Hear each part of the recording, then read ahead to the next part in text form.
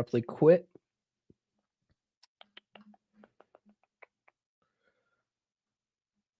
I'm RP Thor, and welcome to the DragonShip.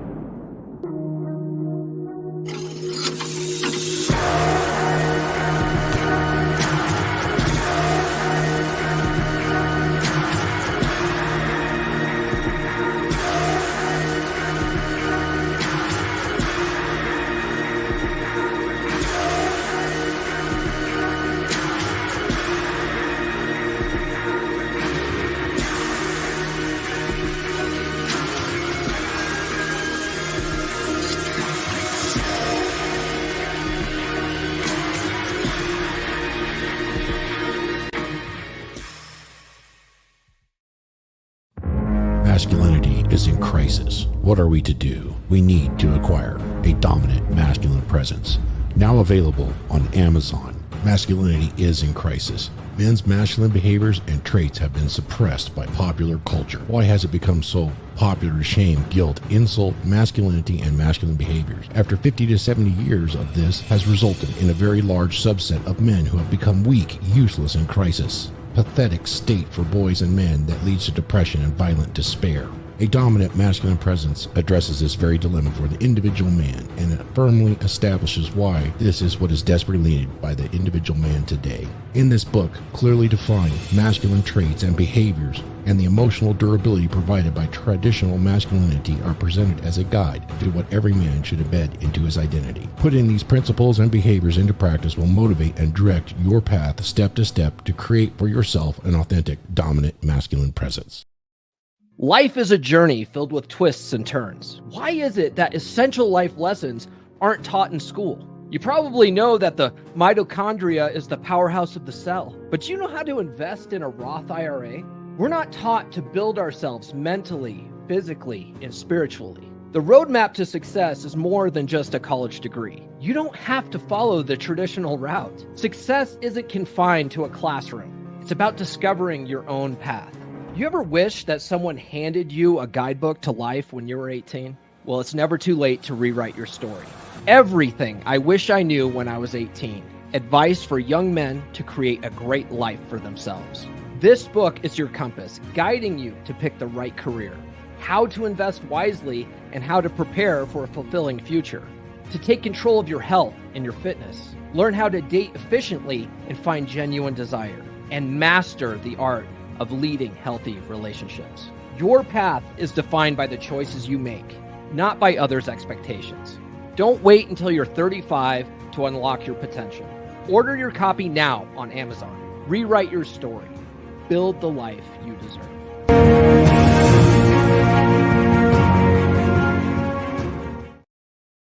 Welcome to the DragonShip, guys. Merry Christmas. How the hell are you guys today?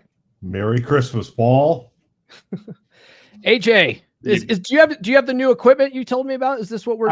So the camera actually came in today. I won't get the soundboard and the mic until next couple days. I think the soundboard, the mixer's coming on the 29th. I think. Okay, I'm excited to hear. I'm excited to hear that. The microphone and soundboard are together, but I'm going XLR equipment, and I'll have a soundboard so I can have better control over my audio. Got it. Very cool. Then we have the real life Santa Claus. Goes by Wraith Deontor. What's going on today? Oh, you're still on mute, Wraith. Not much. Just hanging out with you guys and living the dream. Okay. Well, I'm glad you're here. So Thor couldn't make it today. He's off, pillaging and doing what Vikings do. So he said, "Hey, Paul, can you take the helm of the ship today?" I said, "Yeah, man, I got you." So what we're going to be talking about today, Thor says that it's a paraphrase of something that Rollo said, but basically, ladies, if you want to keep your man happy, look, all you got to do is give your dog a bone and he's going to stay on the porch. You know what I mean? You guys, would you guys agree with that sentiment? What he's talking about is as long as your girl keeps, putting out, then guys are going to be happy. Like, guys are simple, right? Just feed us and screw us every once in a while, and maybe don't run your mouth so much, and we're okay. Like, we're all right, right? We're simple creatures. Would you agree with that, AJ? Oh yeah, definitely for sure. Feed us, give us a blowy from time to time, and give us some peace. We'll be happy as hell. Yeah, we're simple creatures. Women, on the other hand, not so much. Mike, would you agree with that sentiment? Right, give a dog a bone, he's going to stay on the porch. It's obviously more complicated than that, but the sentiment that's standing on its own, of course, absolutely. If I recall correctly, actually, I think Pearl got in big trouble for saying men want sex, sandwich, and silence, and she got raked over the coals over on X for it. Yeah. Well, Pearl's really good at getting people in their fields. The other day, she tweeted something about how she blamed women for the decline of marriage. Right, it's women's fault. And I argued, just to get in there. I was like, well, is it women's fault, or is it the laws that were designed to protect women, and now women are just taking advantage of them? Is that it? And she Laws was put in place by men to try to protect women, and women are just taking that. Now they're incentivized, right? Mhm. And enforced by men. That there's so many people that just want to attack Pearl. It's great. Like, she's got so many hate followers. It's amazing. Wraith, what do you think about the give a dog a bone and he'll stay on the porch sentiment? I think it's probably true. I'm pretty simple, feed me, bed me, and just listen to me. There you go. Just I would add in there respect, just like have some respect, but respect is one of those things that's got to be earned. A lot of guys are like, well, how do I demand that she respect me? That's not, you don't get respect by demanding respect, but if you're disrespecting you, you got to sort of a lot of times look inward and look at your own actions. Like, why is she disrespecting you? Is it deserved? If you're just being a piece of crap and you're not doing what you need to do in the relationship, maybe evaluate that. Because I always tell guys that there's three things that you can't take from someone. You can't take love from someone, you can't take trust from someone, you can't take respect from someone. Okay, those three things have to be a gift from the other person. And the reality is you have to have each of those for yourself before you can expect it from anyone else. Respect has turned into this street version of what respect is. My dominance requires, that you respect me. If not, then I'll take it from you. And in reality, what respect means is respect is having something that someone can admire in you. And if you don't have anything in yourself that you admire, how are you going to have anybody give you respect? Because if you don't respect yourself, there's nothing that anyone else can admire in you. Inner game. Same thing with love and same thing with trust. Those are the three emotions that someone has to give you, and they have to give them to you willingly. Mm-hmm. Yeah, very well said. So Thor wanted to go over this article, which is interesting. This one, if I'm going to bring it up here on the screen here. I don't know if you guys had a chance to look at it, but we're going to go through some of these things, right? The article is from Bustle, and it's here's how much sex is normal in an LTR, right? And already called bullshit by BB Dietz. Yeah, this was from 2016. And so it's basically a numbered list. I think BB sounds like a female name, so it's a woman writing this. But she says, first off, less sex is okay, guys. Less sex is okay. I think this is a cope. This is something that women tell guys when they're no longer sexually attracted, and they're like, no, it's okay. It's normal. It's normal for me not to put out. It's normal. It's like, but in the beginning, we used to bang like rabbits. What happened? You know what I mean? So I would venture to say less sex is not okay. It's actually a pretty good indicator that something's not going right in the relationship.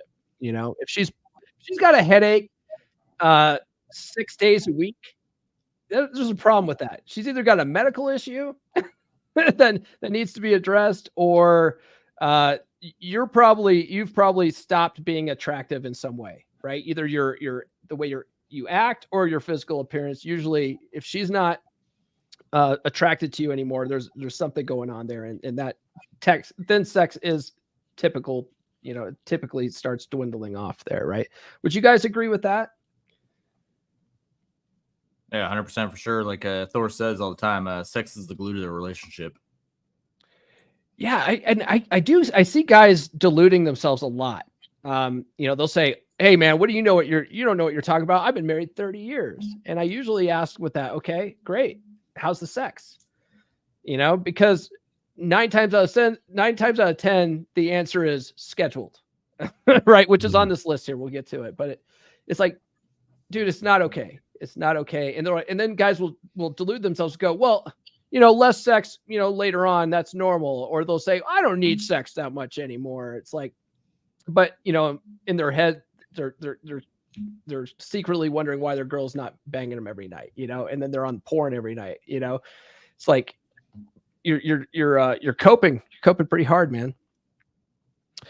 The next one is just do it though. Just do it. Like, look, we don't want to do it, but you got to just do it. Okay. It's a chore now. It's just one of those things. It's like washing dirty underwear. You just got to do it. Okay. I would say that if it's like this, where it's like, it's a chore and you're just forcing yourself to do it, that's kind of a problem. Wouldn't you think? Already I'm thinking this whole article is just the author's excuse to post their favorite softcore porn gifs. Yeah, that's helpful. I like how this looks like 2 chicks here, which is funny. It is 2 chicks. Yeah. Okay. Well, we've got to be inclusive on this channel, Wraith. Yeah. It's the new millennium. Hey, isn't it that lesbian couples have the least amount of sex of any couples? They and the highest domestic battery and the highest divorce rate. They suffer a thing called lesbian bed death that's been well documented. And it's like, yeah, because you have 2 people that don't have high testosterone, high sex drives. They're kind of excited at first, but neither of them wants to initiate because they're both waiting for the other one to initiate. It's like, it's funny. Says here that, so just do it. Just, it's your job. Just do it. It says here, people in LTRs have more sex than single people. I think there's actual studies that show that, right? I've seen lots of stats on that. A lot of these guys, they think that spinning plates, you get more tail. You actually might get more variety with spinning plates, but statistically, once you get into an LTR, you have more access to at least frequency of sex, right? Not variety of it, but you get more access if you're playing your cards right, at least at the beginning. But when things start getting a little comfortable and you stop taking her out on dates, you start sitting on the couch a little bit more, you start eating a little more chest cheese, sex tends to start dwindling off there a little bit. Yeah, but that's a couple different reasons. So I mean, yeah.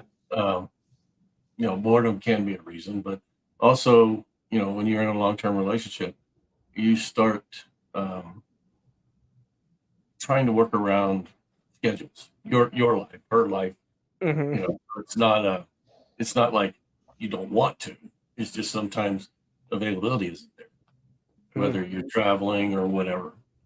But I think if you still feel the same way after you have sex with the person, you're both doing or having those same emotions, feelings, all that stuff, then you're probably pretty sound. Frequency, way too many people focus on frequency and not quality. Mm-hmm. That's fair. I oftentimes too, you'll see where guys think everything's going okay. They're happy. They're like, yeah, we're having sex, once a month, and I don't really need it that much, and she seems happy, and but oftentimes a lot of guys are blindsided when their girl just hits them after 2 years of being miserable and lining up her orbiters, and she's like, you know what, I haven't been happy for the last 2 years, and he's like, what? You never told me anything. I always thought everything was good. There's a lot of that ends up happening too. But yourself in long-term relationships, there's still finesse that has to go on in long-term relationships. And it's on both sides. It's not just on your side.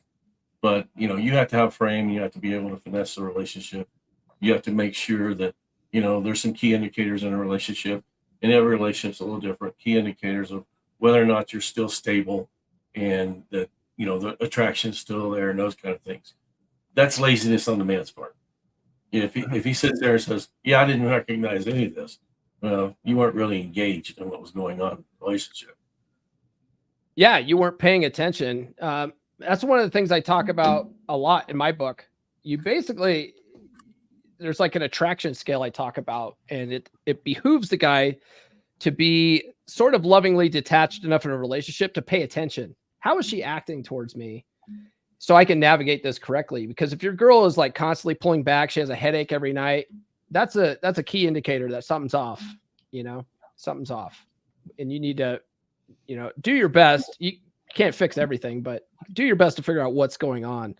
See, that starts right after right after the relationship begins. Mm-hmm. And the shit tests start. Are you passing or failing those shit tests? Yeah. And it's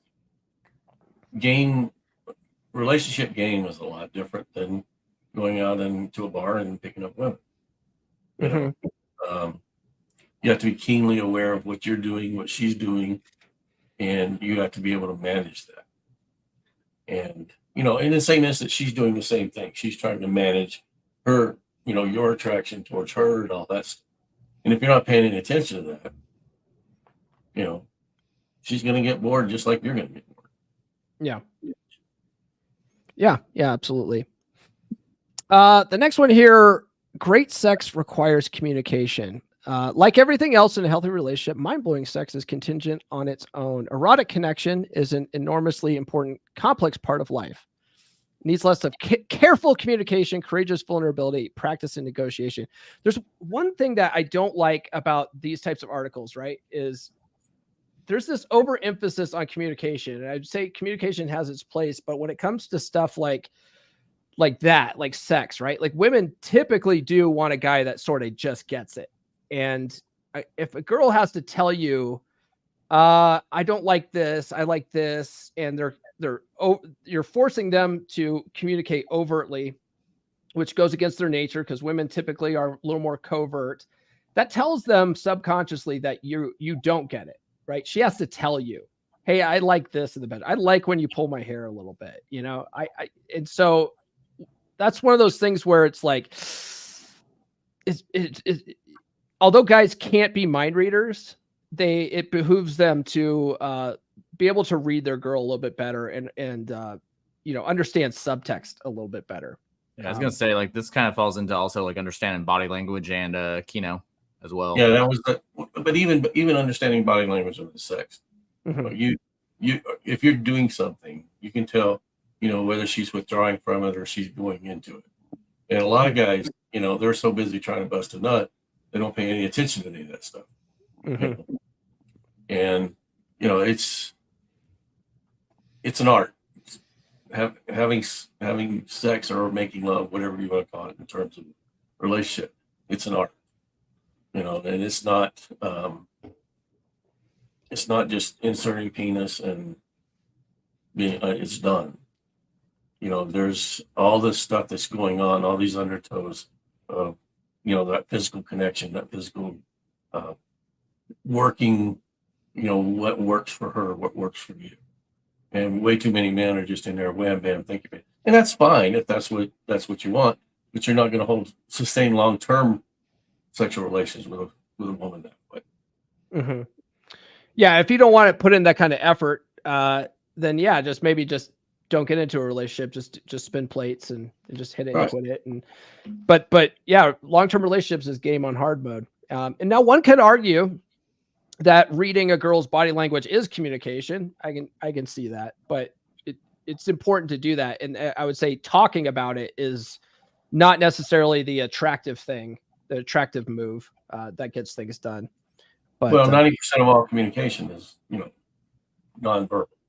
Mm-hmm. But, if it would be like sign language. Someone could be giving you sign language. If you can't read it, mm-hmm.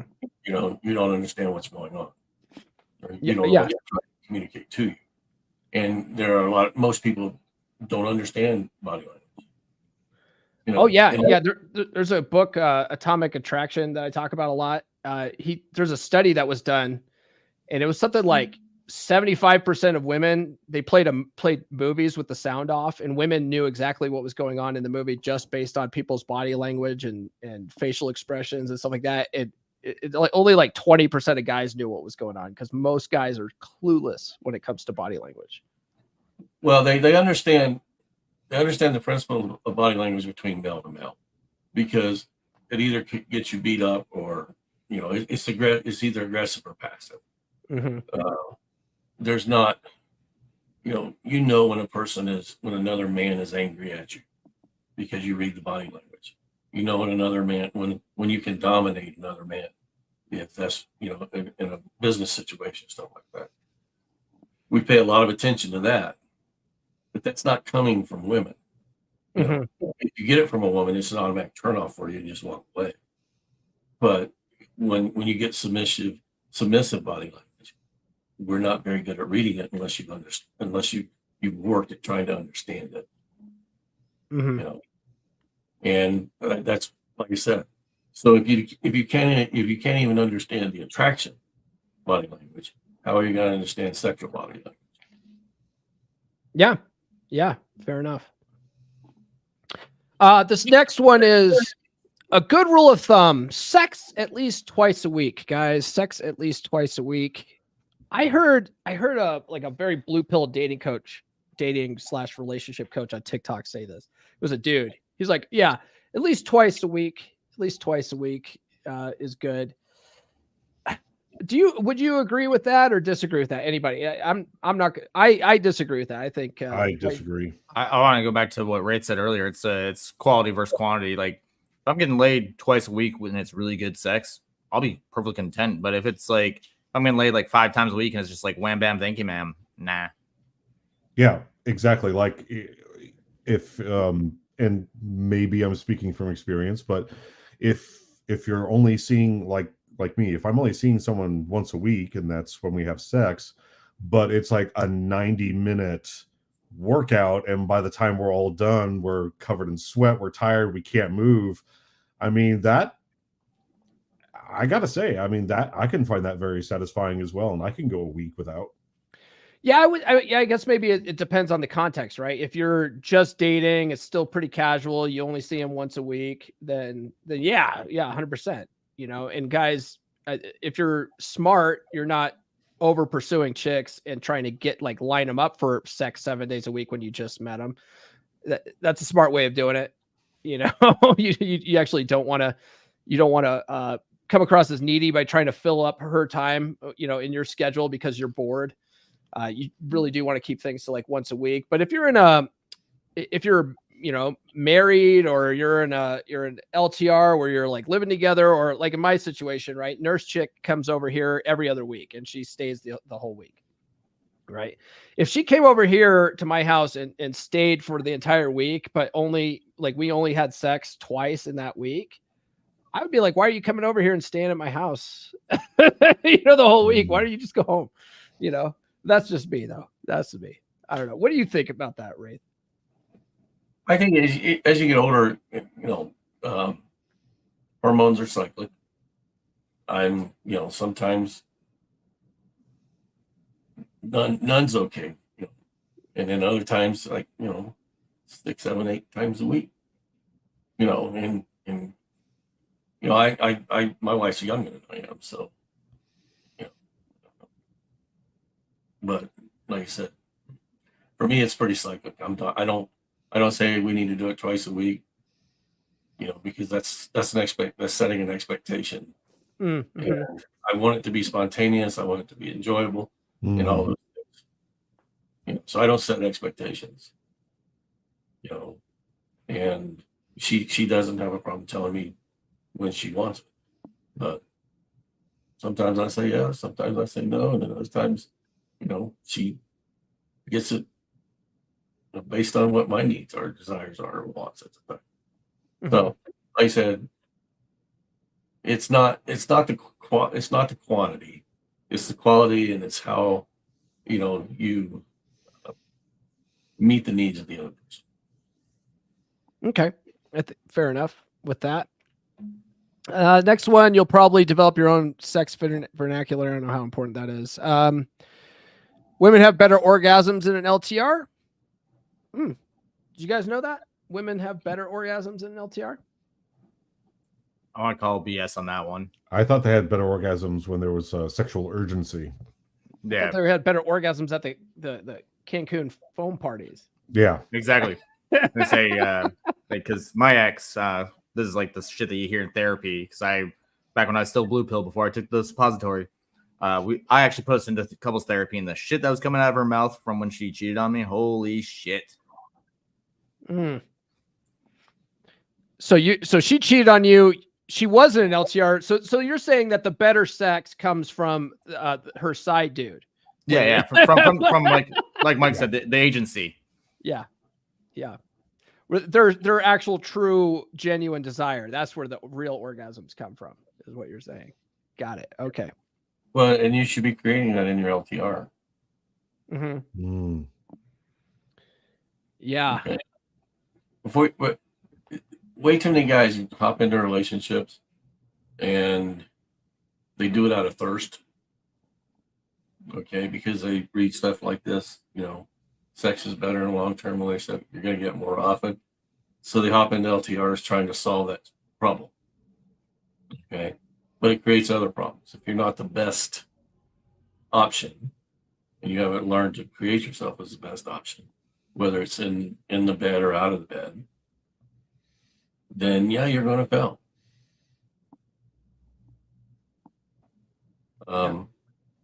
If she has to, after sex, if she says, "Can I lay here a minute because my legs are wobbly and I don't want to get up," and yeah, sure, those are the type of things that it's going to happen in a relationship, and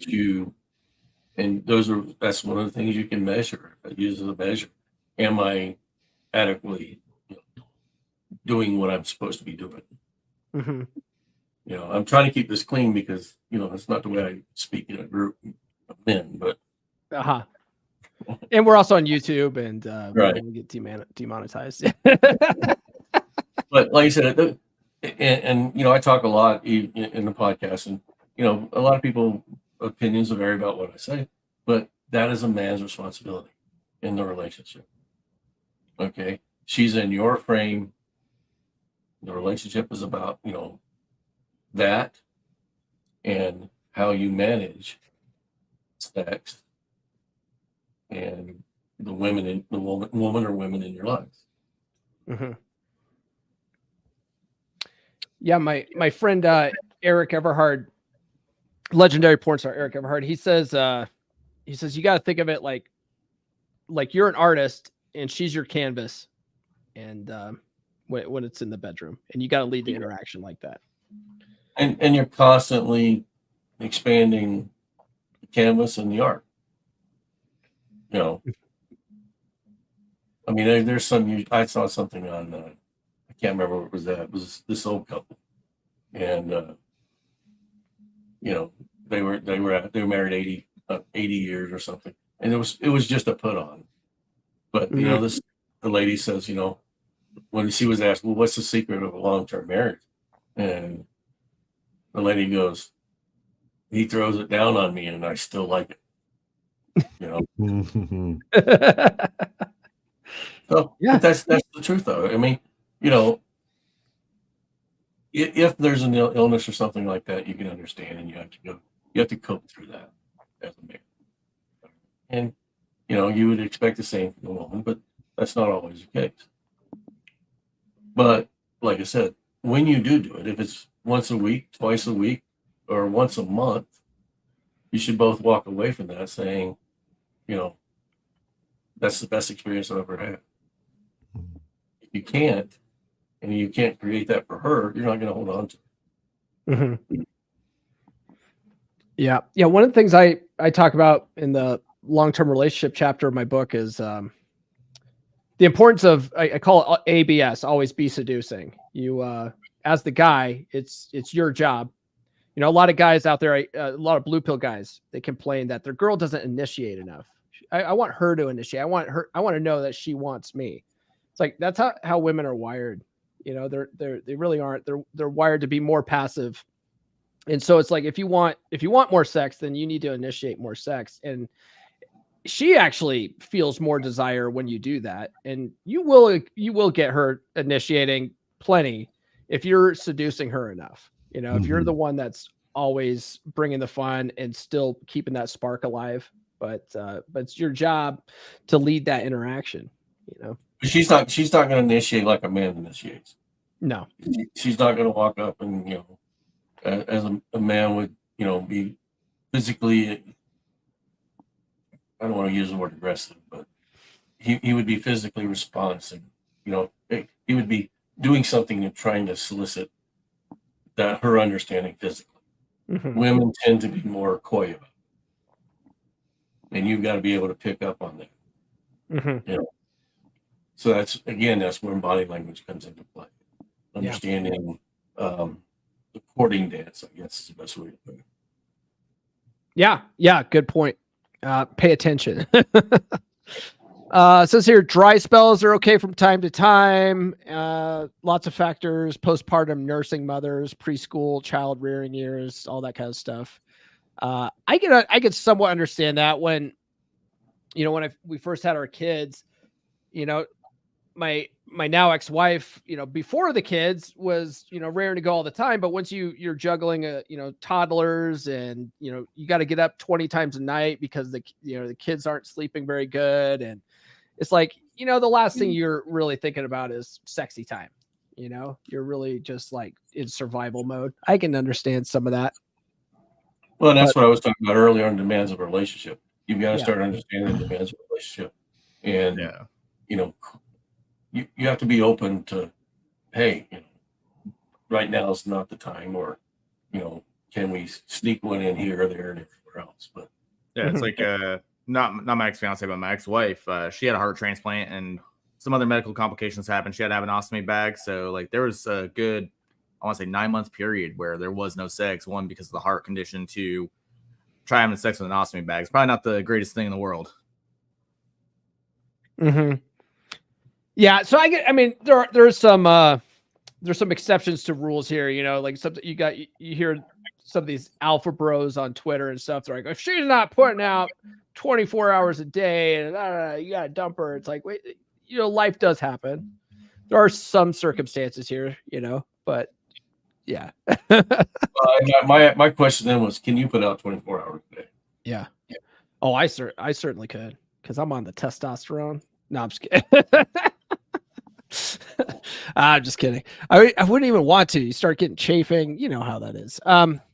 This is going with the flow equals sex insurance. I don't know what that means. Let's see.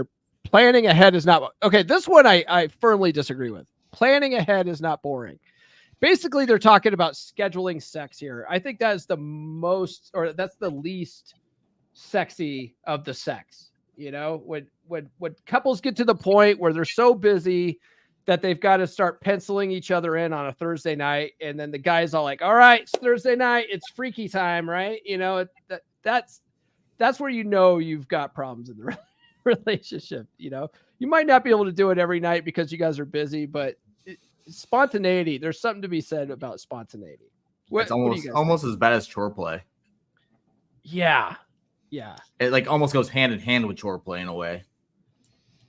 Right. Everything that I've experienced is demonstrates that when a couple starts scheduling sex, it's usually that last ditch effort to save the relationship. Like it's the Hail Mary. Like they haven't had sex for 2 years. They don't want to get divorced, but they both think they're headed that way. Then the marriage counselor says, schedule your sex and stick to it. That's usually when I hear of this happening. Yeah, because now it ends up becoming a covert contract between people, right? They're like, I know my husband needs the sex for this relationship to work. I don't like him anymore, though. I'm mentally checked out.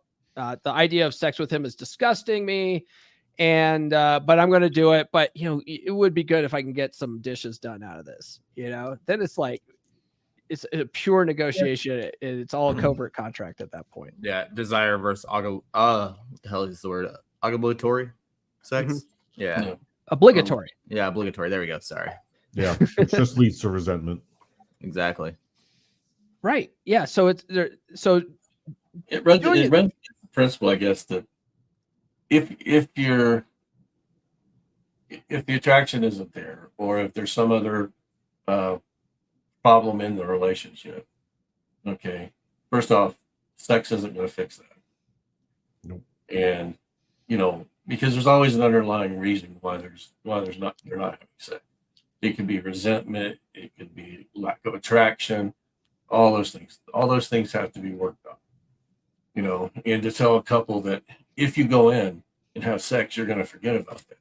Well, maybe there's, something in the sex that she finds that he needs to get off, but she finds it repulsive. If they're not having a conversation about that, then, and trying to work around whatever her issue is or his issue is, it's still bad sex. Mm-hmm. So, going in and telling someone, if you do it enough times, you're going to work past it. No, that's not always true. Sex attraction, fetishes that people have and stuff, that all comes into play. And if you're not working through, a fetish that he may have that she doesn't like, or vice versa, it's not going to solve it. Going in and doing it over and over again is not going to make it okay. Yeah. It's like, Mike and AJ and I all have experience in IT. It's like the difference between a workaround and a thorough root cause analysis of a problem and fixing the underlying root cause of what the problem is. The workaround's okay, might get you through for a little bit, but it's not a permanent fix, and it's not designed to be a permanent fix. Like I said, it's not practical for the long term.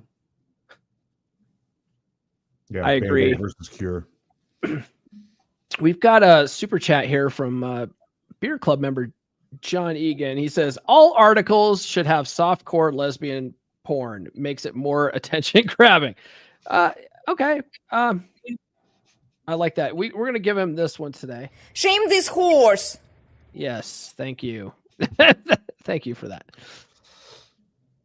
Oh, hey, look, Elena's in the chat. Shout out to Elena for that sound drop. Thank you so much. Yeah, speaking of shaming the horse.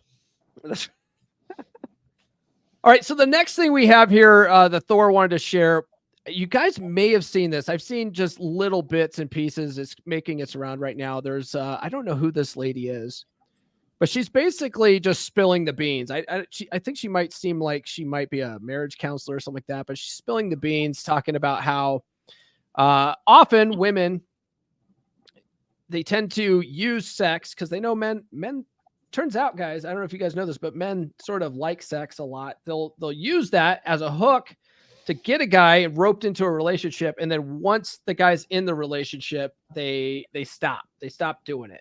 And so let's listen to this. We can add our commentary over top of it.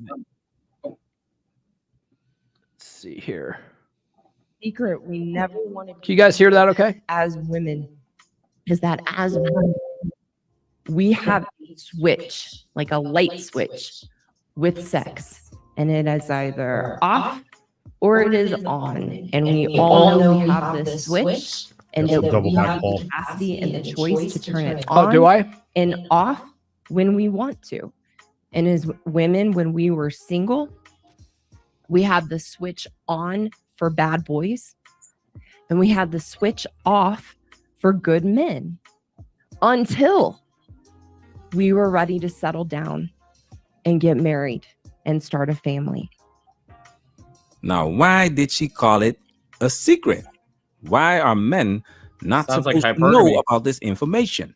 Why? Why? Because this red pill information will wake men up and cause men to find women unworthy of commitment.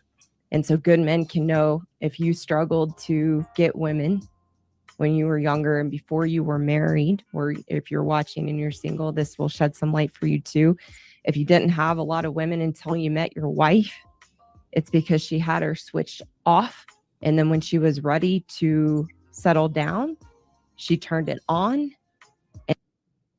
This is she's literally talking about the girls like in their 20s that are, you know, not ready to settle down, so they're out banging all the dudes, they're riding the carousel.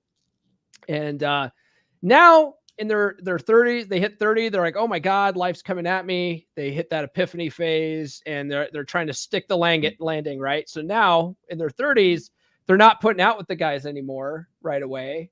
And they're like, I want to show him that I'm a good girl.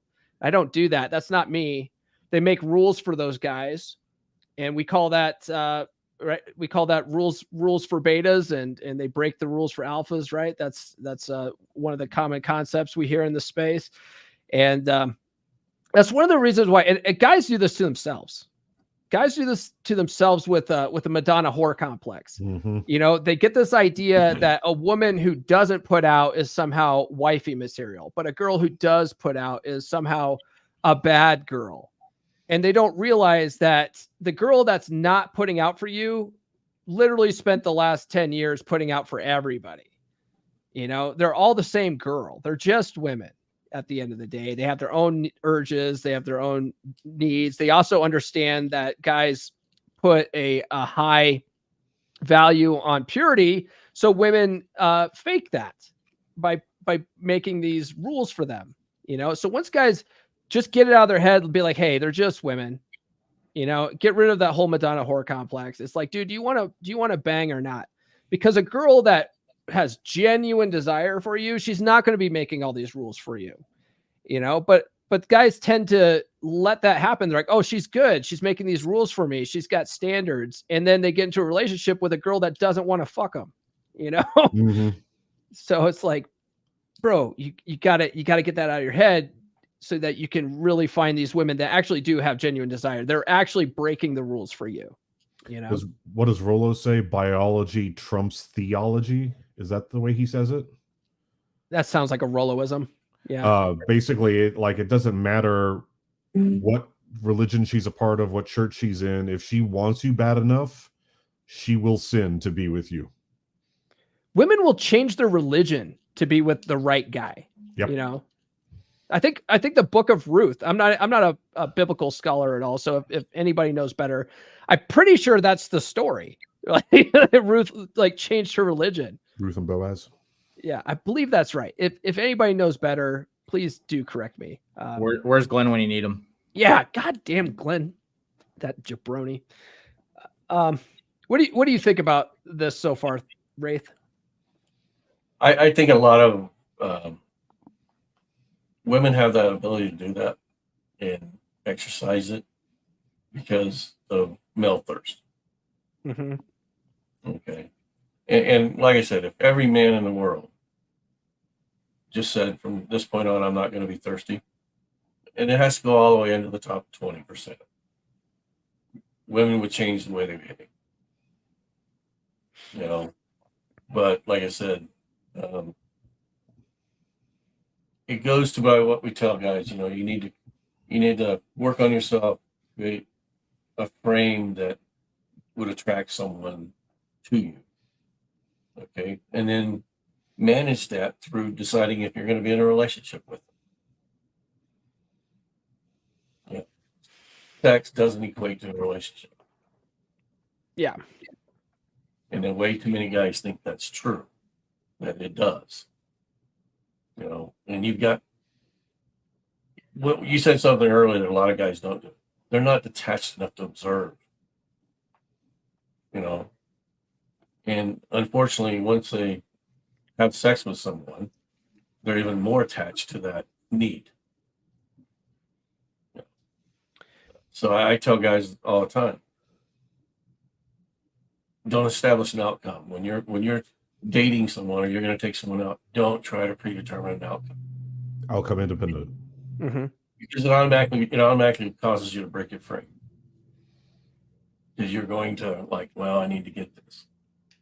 the guys that are successful women never break frame. They're always there saying, I'm here, this is me, take it or leave it. Mm-hmm. And just that attitude is attracting to women.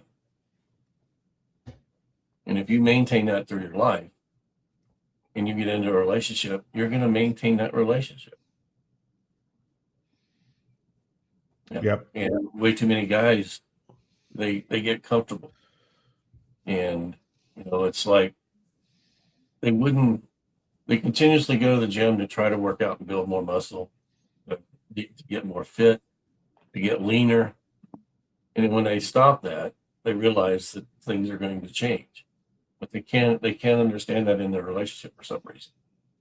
When you stop trying in a relationship and you stop managing the relationship is going to change, because a lack of leadership creates a void, and the woman will step up and lead. Just like if you've got a bunch of kids, if you quit leading your children, they're going to, take the lead. And way too many guys fall into that category. And then they're trying to save their marriage, they're trying to keep their kids out of jail. They're trying to, do all these things. And well, this isn't what I signed up for. It's exactly what you signed up for, but you quit leading. Yeah. Yeah, exactly. Going back to what you were saying about letting go of that attachment, or don't setting an attachment. I talk about that a lot too in my book. A lot of guys have attachment to outcome, and not to get all woo woo, but Buddha taught us, hundreds of years ago that the source of all human suffering is attachment. And if you can learn to let that go, one, you'll come across as not needy, which tends to make you more of an attractive guy, which was what Wraith was saying as well. Well, Yeah. and they carry that through, and that's why they get zeroed out, because they're afraid you're going to lose something.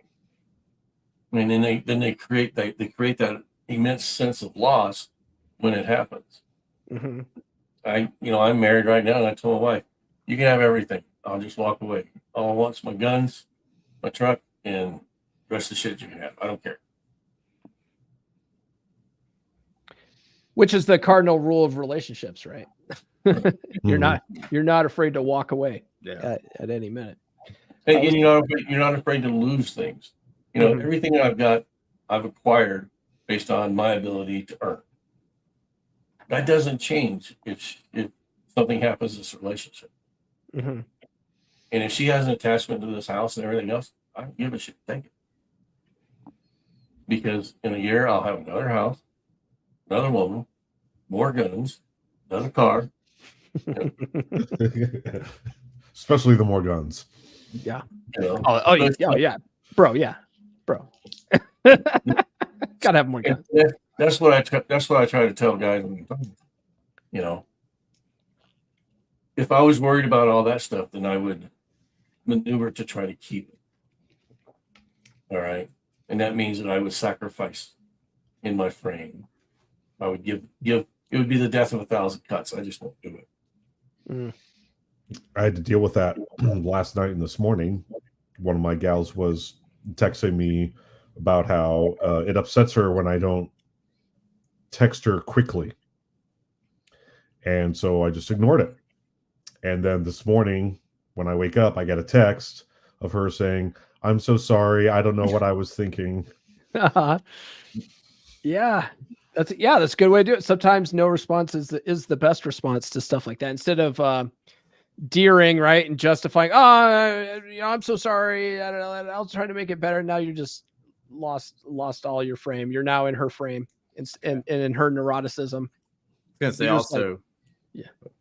gonna say with this that whole outcome dependent / covert contract, whatever you want to call it, right there, actually leads a lot of men to this space or to the ultimate zeroing out, because everything that they imagine, that Disney fairy tale that they've been sold, just goes up in smoke because they don't want to let go of that, because they don't have the frame to realize, hey, shit can be okay, get better, learn some things, move on. Like I was one of those guys. Like I sat there and continued on that relationship with my ex-fiance 10 months after she cheated. Yeah, a lot of guys have to go through stuff like that to find this space. And I'm glad that they do. I'm glad that the guys eventually find this space instead of doing what you were saying, the ultimate zeroing out. This place actually, for guys that are willing to take that kind of those types of lessons and learn from them, you know, and end up leveling up and having much better lives. That works out much better than the guys who get so overly emotionally invested in the situation that they think that there's no way out, you know. Well, and you know, you get a guy that's comes into the space and he starts being around those same women that he was with before he got out of that relationship and all that stuff. You know, their defense is, well, who hurt you? A lot of people hurt you, but you know, do you assign the same pain to a male friend that hurts you or a female friend that hurts you? You know, but that comes from feeling, as a male friend, you walk away saying that relationship's not good for me. Okay, we don't see eye to eye. That's the common way we do it. We don't see eye to eye. Okay, but for some reason, when you do that with a woman, men seem to internalize it because they look at it as a lost opportunity. And maybe it is, you know, an opportunity to get screwed over. I mean, well, but that still puts it in negative respect. If I walk away from a woman, it's not a lost opportunity for me; it's a lost opportunity for her.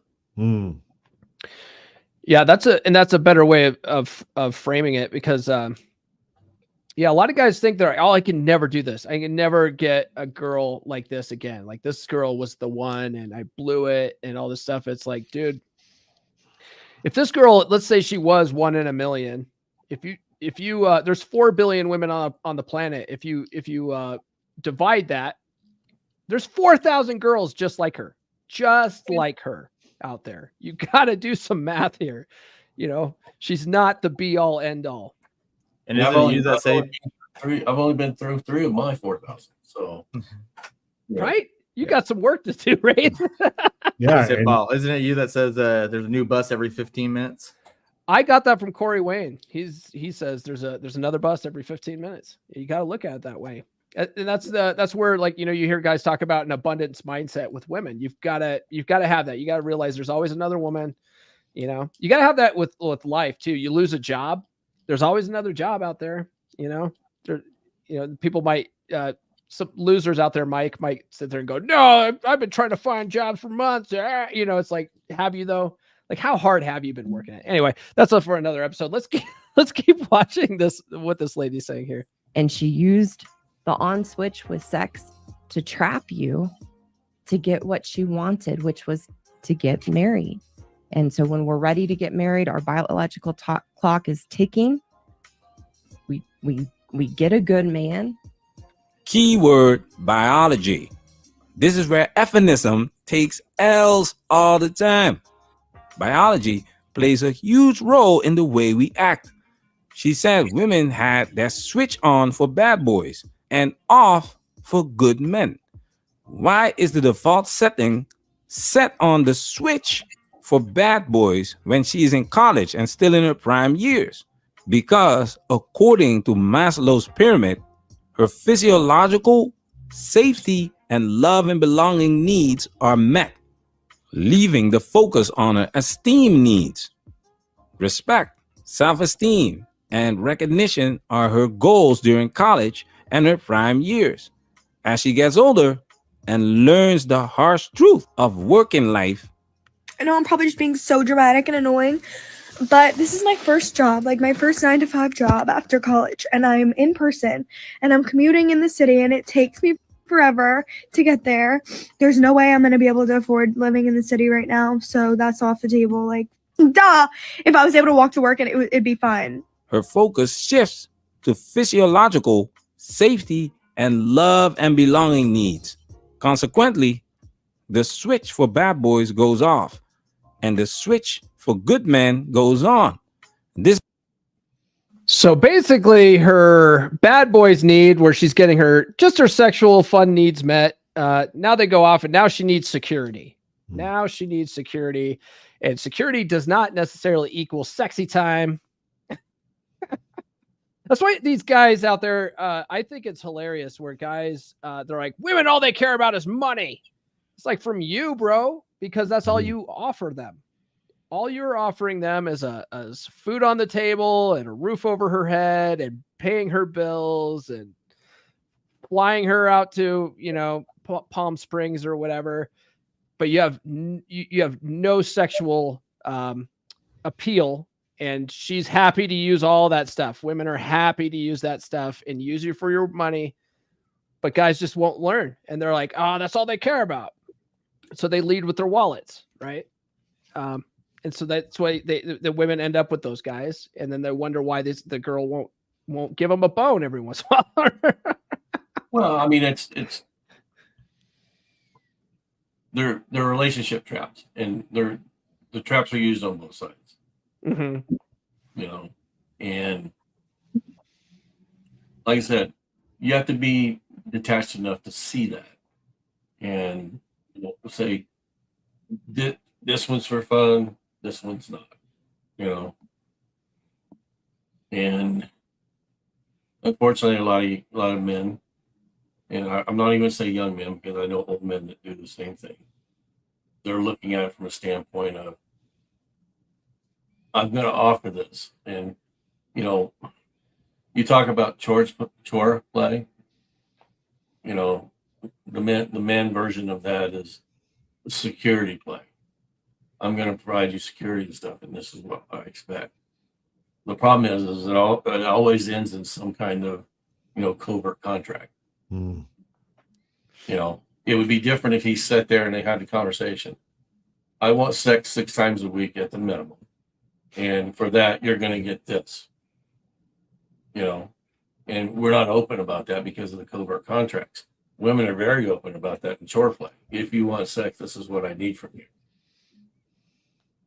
And men we're not that open, and, we feel hurt by it because it goes to what we were talking about before the show, and in the beginning of the show. Respect, trust, all those things have to be given, and there's a reason that they're given to someone.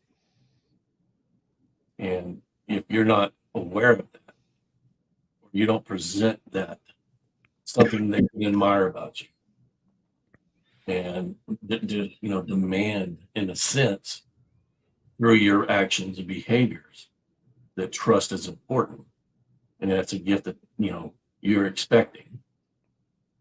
You're just creating this whole foundation of a relationship on falsehood, both sides.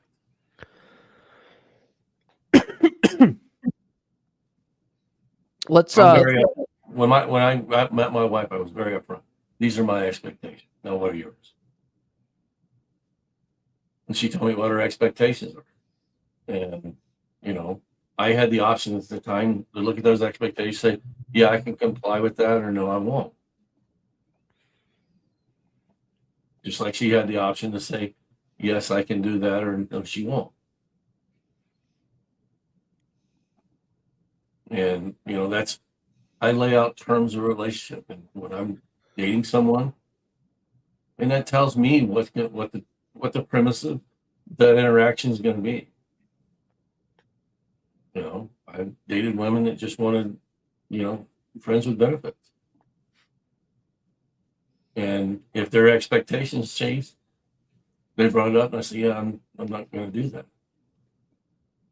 You have to be willing to walk away from it and say, hey, that wasn't the relationship I wanted to be in. That's a problem that guys get into a lot too, is because they say that, right? They'll say, let's say they want to keep spinning plates, but they still will get like one girl in their sights, but they're not quite ready to make a commitment to that one girl. And so when she brings up exclusivity, and they're like, no, I just want to, I just want to see where things go. But then they get afraid that they're going to lose that girl. It's like, that's going to be a possibility. there is a possibility that she's not going to want to keep being a plate. It's a very real possibility. And if you care and you're overly invested in it, that just tells me that you haven't spun enough plates yet. You know, because you now develop one-itis, you know. Yeah. And men, men develop attachment issues. And they develop attachment issues because they lie to themselves. And when that attachment and attraction and everything waver, then it's like, it's women ain't nothing but 304s. No, you bought into that whole, you allowed yourself to believe that something was happening that really wasn't happening.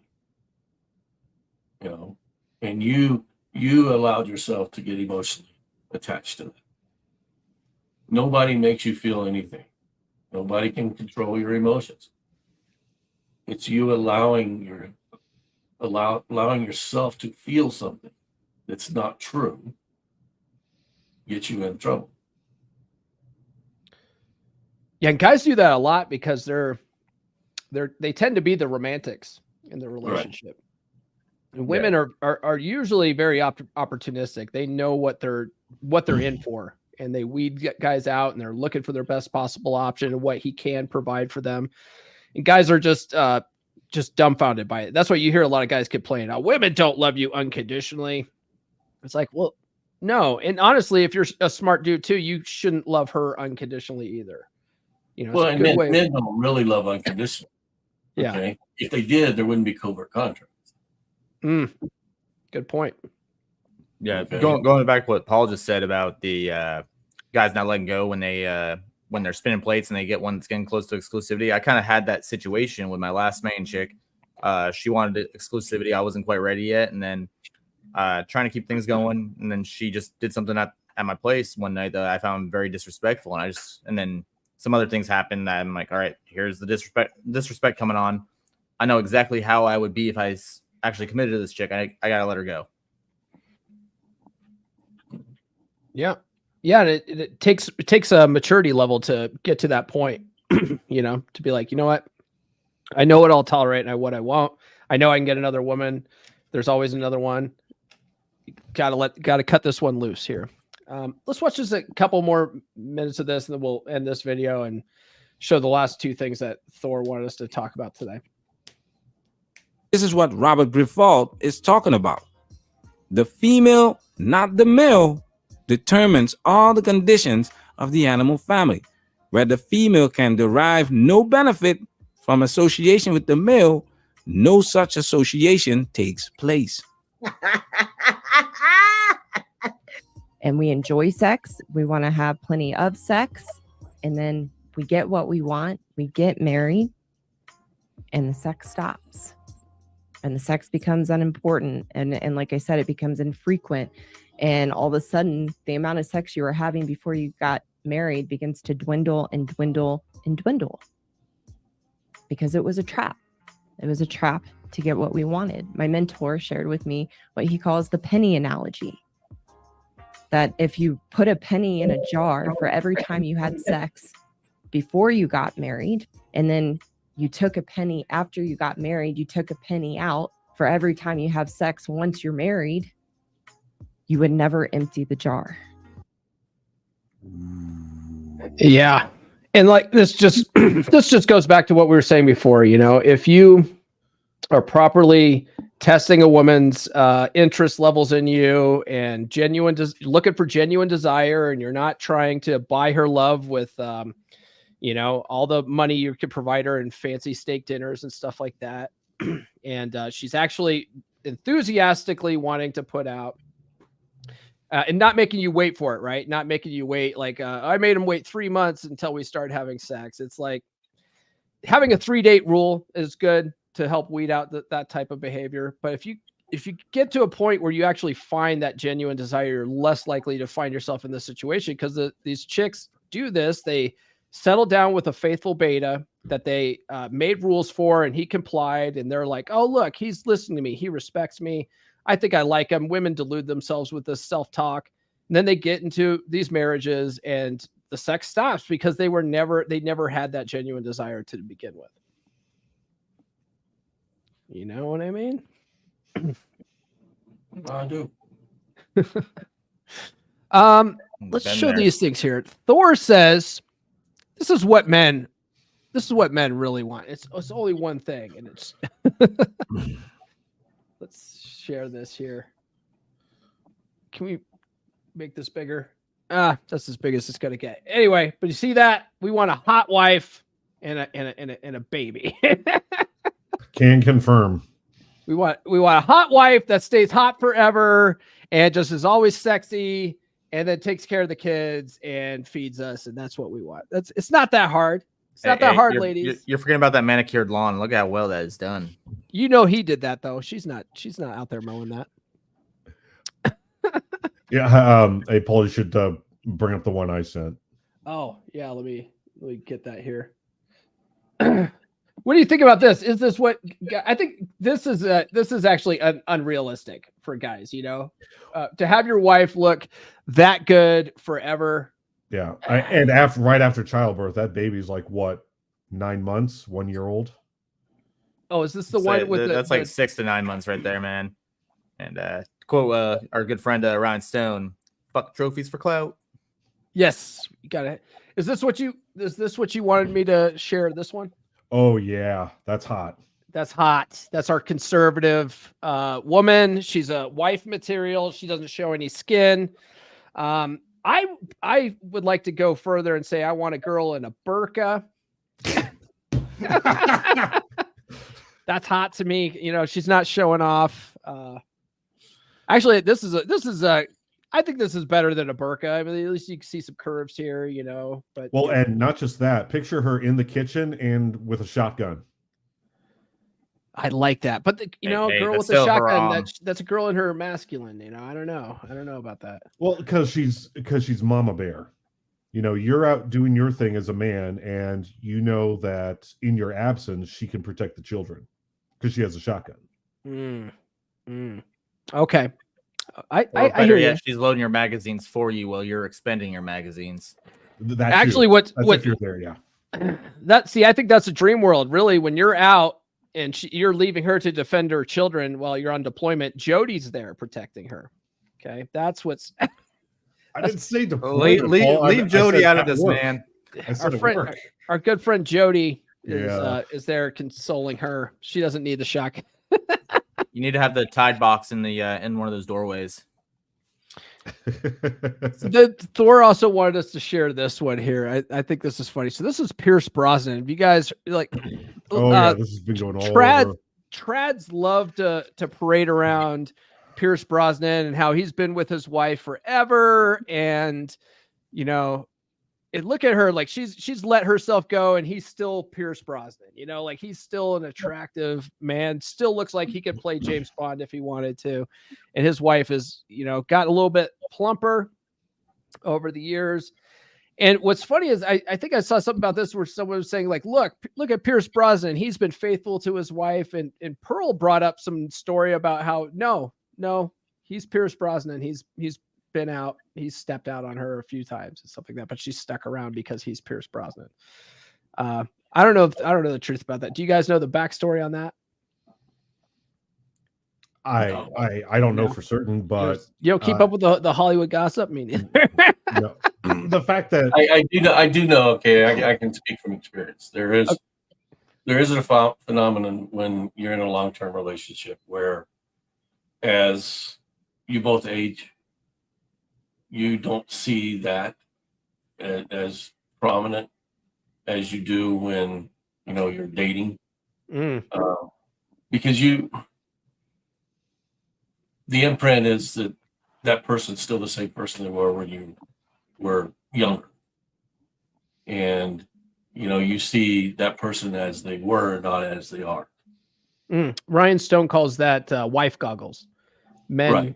Men develop wife goggles, and they still see her as the first day they put the ring on it. Well, and women do the same thing. And women develop that towards men. But is there a limit? I don't know. I can tell you, from my first experience with my first wife, she was sick for 5 years, and it was a progressive, her body progressively degraded over time. mean, every time I looked at her, I still saw my wife. But then when I seen her in the casket, I didn't recognize who that was. Mm. So, you know, there is a connection there.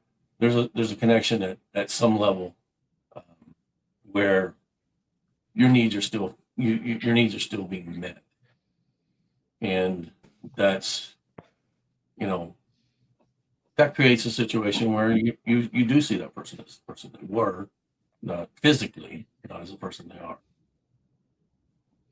So, you know, does that mean that he goes out and cheats on her? I don't know. Some guys would, some guys wouldn't. You know, it depends on what level of commitment they make at the beginning of that relationship. Because what if Pierce Brosnan has a number and she just hasn't hit it yet? Because I think she's about maybe 200 pounds in the second picture. She probably went from like 120 to 200 or something like that. What if Pierce Brosnan's number is 250? What if it's 300? Like how? I mean, we don't know. Like what's the line that he's like, okay, if you get here, we're done. We're done. Right. So actually, who was it? I think it was Tom Brady. I think it was Tom Brady had that in a prenup with with his girl. It was something like there's a weight limit that you can't cross, and that's a violation of our marriage, and it's grounds for divorce. And if you get heavier than that, then I get to keep all my money or whatever. Like it was in his prenup. Oh, and man. and all But these he's women Tom were like, Brady, he can have a prenup like that. all these women were like, that's so controlling, and it's like, hey man, hey, we have an agreement here, okay? What Tom Brady should say to those women is, how many Super Bowl rings do you have? Yeah. How many Super Bowl rings do you have, biatch? I think it comes around to the fact that outside of mental illness or something like that, you as the man in the relationship looking at the wife, I think you expect her to maintain at least a reasonable health. No one wants to, even though I've lived through it, no one wants their wife's health to deteriorate. Mm-hmm. And if you're 300, you can't get off the couch. I don't think he's looking at it from a standpoint of, I'm not attracted to you anymore. He's looking at it from a standpoint is, why are you allowing yourself to get this way? Why are you allowing yourself to be unhealthy? If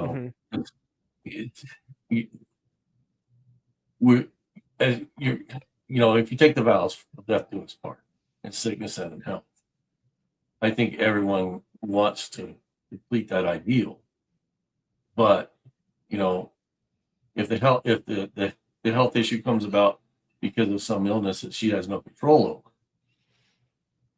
you're willing to accept that.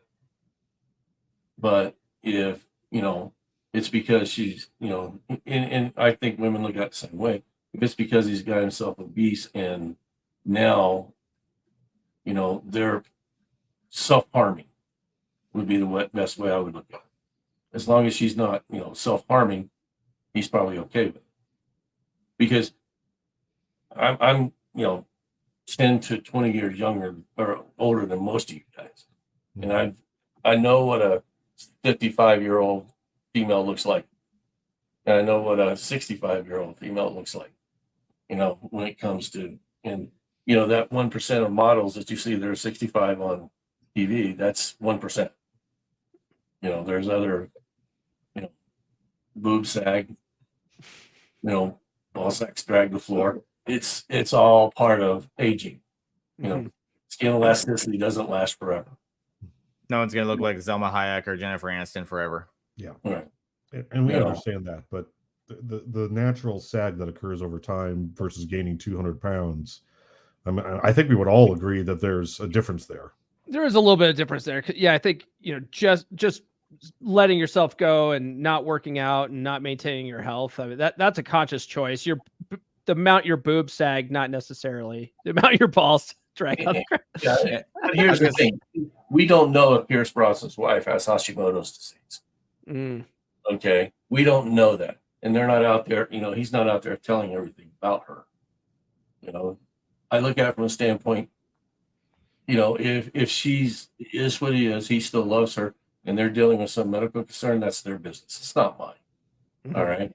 And if she understands that and she wants him to go out and have affairs, that's their business. It's not mine. I'm not judging them. I don't judge anybody on how they set their relationship goals up. It's just the only thing I say is if you're going to set those relationship goals, you have to live by them. You can't change the contract in midstream, Mhm. without having that conversation. Do we need to change the contract? All right. So, another thing, I don't care about Ross. He's not Yeah. paying my bills. He's not, my best friend or any of that shit. Damn it, So, Wraith. I You're was gonna always say, the voice of reason on this podcast. So to play a devil's advocate, maybe he's still with her because he knows that if he drops the filing for divorce, he loses everything, kind of deal. Because they've been together for so long. Yeah. well, That's just me playing devil's advocate. I'm not saying that's what's happening, but it's just something that could. It's possible. It's possible.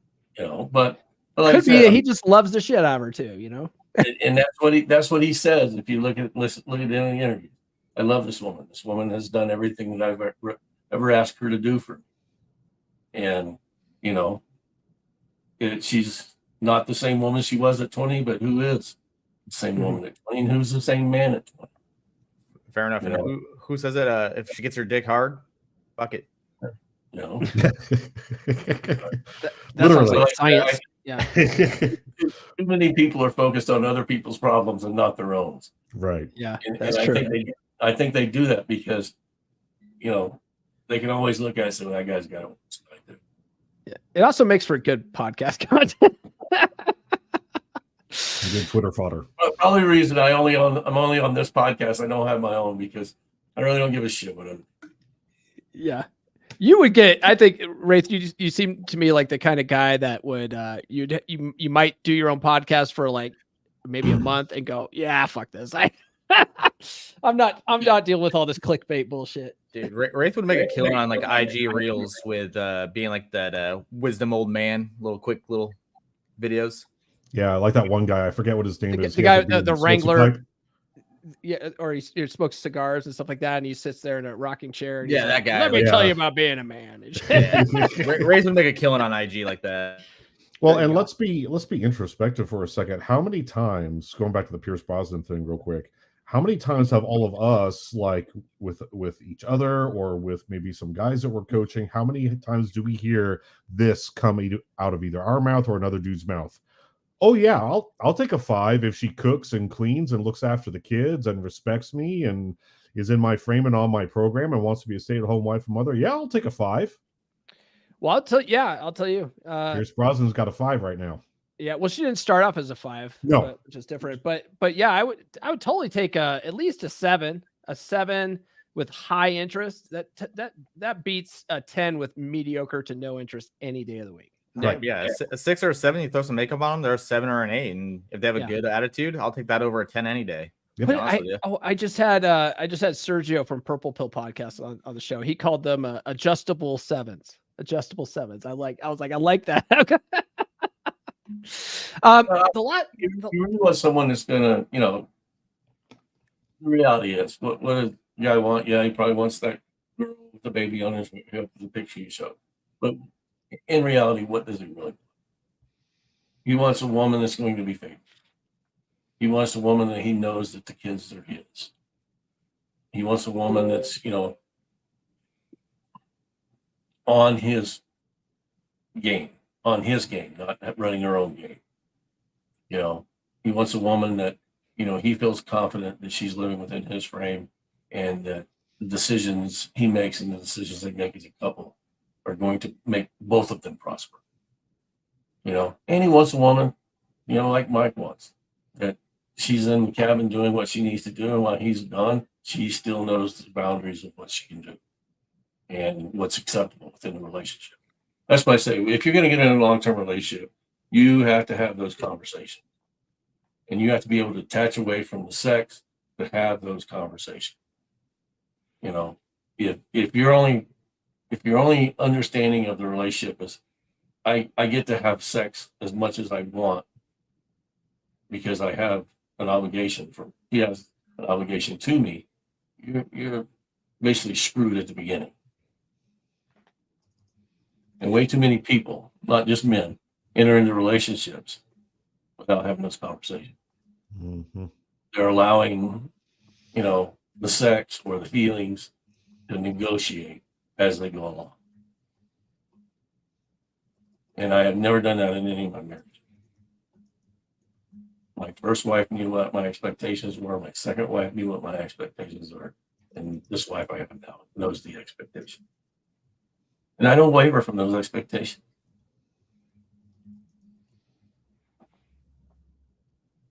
Yeah. The last thing Thor wanted us to talk about today is basically how to maintain the relationship in the long term, and he's got here the 16 Commandments of Poon by the legendary Royce. Are you guys familiar with the 16 Commandments of Poon? A couple of them. I'm just gonna because we're pretty close to an hour and a half here. Just to wrap up, I'm just gonna read the titles of each one.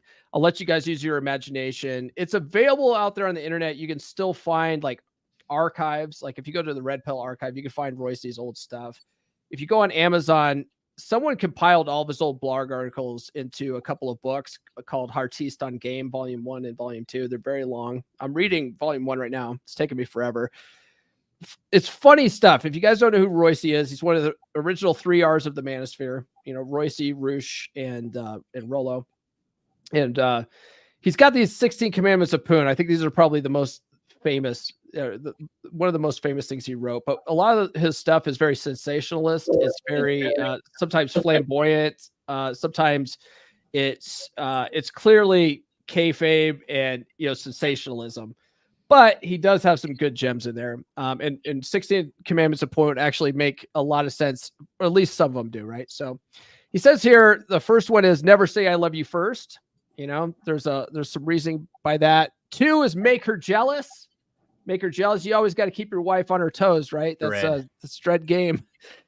You shall make your mission, not your woman, your priority, right? Purpose over Poon, guys. That's important. Don't play by her rules. Don't play by her rules. Frame. Adhere to the golden ratio. That's one where he says basically give your woman 2/3 of everything she gives you. Right? She sends you 3 texts saying I love you. You send her 2 back. Right? It's a little bit game, frame, and manufactured indignation. A little bit. It's a lot of it is that's kind of like matching and mirroring in NLP in the NLP world, right? Where it's like you're taking her investment level and you're going 1 notch lower. It's kind of like because if you're showing overinvestment subconsciously, that sends out a needy vibe too. It also puts her at a higher level than you. It's not using hypergamy to your advantage. Hypergamy is she's got to see you as better than her in some way, right? So this is all like using hypergamy to your advantage. Keep her guessing. Always keep 2 in the kitty. Always keep 2 in the kitty. This is basically you have to have 2 side chicks at least 2 side chicks at all times. At least 2 options. I don't know if you necessarily have to do that. I'm not a guy that's necessarily going out trying to get a harem anymore. I'm happily dating nurse chick, but if I'm out and about, I'm social. I'm a social guy. Mm-hmm. I still somewhat am flirty with everybody, and nurse chick can see that. She can see when other girls are giggling at my dumb jokes and that they're showing interest and stuff like that. She sees that. That's all, that works to your advantage too. 8, say you're sorry only when absolutely necessary. How many guys do you know apologize too damn much for nothing, like stuff that's not even in their control? I'm trying to get over that, man. I'm one of those guys. Oh, I used to be also. It's hard. It's like trying to quit smoking, breaking a bad habit, but it really is. It's actually a sign of weakness to just always be apologizing for stuff, especially stuff that's not your fault, But if you truly do wrong someone, absolutely apologize. Take some ownership for that. Let's see here. Is that why Canadian marriages are always fail because they're always saying sorry? Sorry. Let's see here. Connect with her emotions. Ignore her beauty. That's important. That's important in general. Like you want a guy who's good with women treats all women the same. Doesn't matter if she's fat, young, old, hideous, in a wheelchair. They treat them all the same. They treat them all the same because a lot of guys make the mistake of treating really hot girls a certain way and then treating ugly girls like trash. It's like, no, treat them all like trash. That's Or like Waller says, treat them all like 10s. There you go. Yeah, you could go the opposite direction with that. Be irrationally self-confident. I think that's important too for guys. Guys need to work on that. Just be that's where you see guys who are just absolute trolls with like, and you're like, man, that guy's punching outside his weight class. It's like dudes are just, they have irrational self-confidence. They're cocky, funny. They don't give a shit. I have a friend named Jose. He's like 5'5", but he's like deadlifts like 290 pounds and stuff like that. It's like, you can't tell him that he's 5'5". He won't believe you, Another good example is Nuke on Twitter or on X. Like, you watch what he does. This shit's freaking hilarious. Yeah, exactly. Just irrational self-confidence. Maximize your strengths, minimize your weaknesses. Yeah, like these guys are like, oh, I'm not 6 feet tall. I couldn't possibly get women. Yeah, but you could always go to the gym and work on your gains, man. Like, dude, you're 5'10", and what if a woman is shorter than you? She can't tell the difference between a 5'10" and 6 foot anyway. Yeah, work on your strengths. Like my hairline's thinning, right? So I work on the beard. You know what I mean? I'm a 5'8" tall ginger. I still get laid. There you go. Error on the side of too much boldness rather than too little. I'd see that. Fuck her good. That's always important. What did you say, Wraith? She's got to be laying there with her legs twitching. Yeah. Maintain your state control. Never be afraid to lose her is the last one. Never be afraid to lose her. All right. I think that's pretty much it, guys. Let's go ahead and go around the horn and final thoughts and where can people find you online? We'll start with AJ here. You can find me Armed Details on YouTube. You can find me on at AJMK6R20 on IG and AR Matthews 33 on X. Right now, I just finished filming a video that I should be putting out next week on using rinseless car washes for you guys out in the cold areas, California, the UK. Give you guys some product options there. I just did a video on the rag company and why I'm switching over to them for my microfibers, and I'm starting to drop shorts. Other than that, got nothing else going on. All right. Let's go to Mike Steele. Well, Paul, thank you for having me on today, and Thor as well, even though you're not here. No, I'm just out in Vegas still. Nothing going on right now. IG is right there. So you can catch me on IG, and if I recall correctly, it looks like Paul is coming out here in January. He and I might be working on a little something. We'll see what he decides. We'll definitely get at least a couple pictures because we got a badass dinner lined up for when you come out here in January, Paul. Pictures, yes. But we're like, so Nurse Chick and I were actually going out there for a pro wrestling event, TNA, and we're literally going out there Friday. The wrestling event's Saturday night, and then driving home Sunday. So I don't know if we have a lot of time for anything, but Cappy also wants to go hiking, and so I'm thinking, Saturday morning I'll be exhausted because that son of a bitch, he doesn't just hike. You know what I mean? Like that's a little IG live for like 5 minutes, say hi to everyone or something. Yeah, we could probably do that. Wraith. You can find me at Wraith_Detour on Instagram, Facebook, Telegram, and Yahoo email. Other than that, not really a lot going on. I've got John's group next month. He's starting another men's. I think it's the last quarter for the men's 2023 or 2022, and I'm going to be talking about frame and boundaries in that. But if you want to contact me at any of those Great Thing tours, and we'll set up something to talk if that's what you want to do. All right, sounds good. All right, for me, guys, tune into the podcast on Monday. Yes, Christmas Day, I have a podcast coming out. My guest is Dr. Tracy Gappin. He joins me to talk about TRT, peptides, and other ways to keep your candy cane, working properly. So tune into that. And then also, guys, get the book. It's available in all versions, including Audible. Thor did the audio for that. So if you guys are audiobook listeners and you want to hear the smooth sound of a dominant masculine voice, get the audiobook. I'll play a commercial for that. Then I'll play a commercial for Thor's book, and we'll end today. So we'll see you guys on Monday.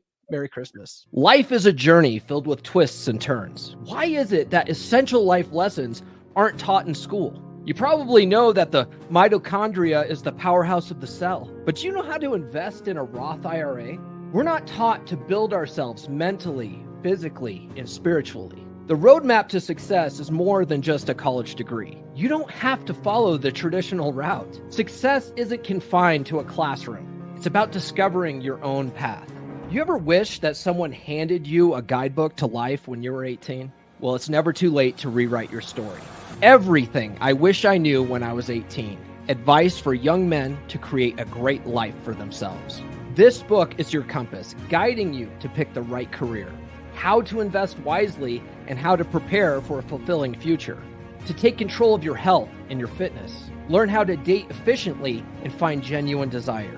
And master the art of leading healthy relationships. Your path is defined by the choices you make, not by others' expectations. Don't wait until you're 35 to unlock your potential. Order your copy now on Amazon. Rewrite your story. Build the life you deserve.